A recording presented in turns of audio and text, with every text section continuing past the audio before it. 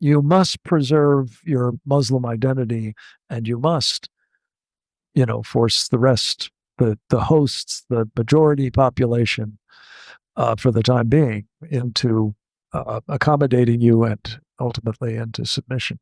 So this is very much part of the playbook, and it is being practiced here as well. It's just we are not quite as far along. The numbers, despite what Biden engineered, are not as dramatic as they are in a place like Australia, for example, or Europe, when 2 million there, 2 million, 10 million here gets you into, a very, very, uh, if not dominant, certainly incipient dominant position. And that means they become more aggressive.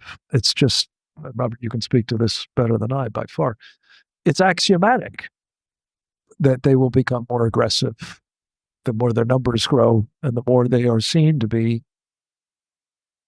supreme.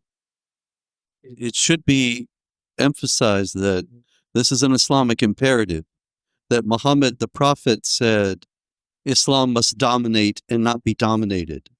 And there is no scenario in the Quran or anywhere in Islamic tradition or law that allows for non-Muslims and Muslims to live together as equals in a society where the Muslims are not trying to dominate.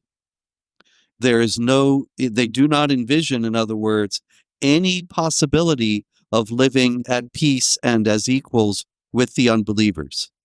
The objective is to subjugate the unbelievers.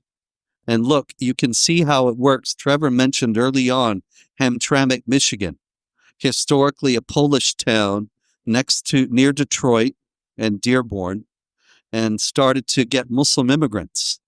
And then because the left was committed to diversity, the leftists encouraged the Muslims to seek political power, which the Muslims were only all too happy to do, because Islam must dominate and not be dominated, because political power is part of the religion as they practice it. And so they got a couple of members of the city council, and eventually there was a Muslim mayor elected, and a few years go by and more elections.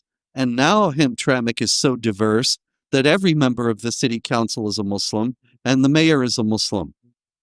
And that's the outcome of diversity, is not just Islamic supremacy, but dominance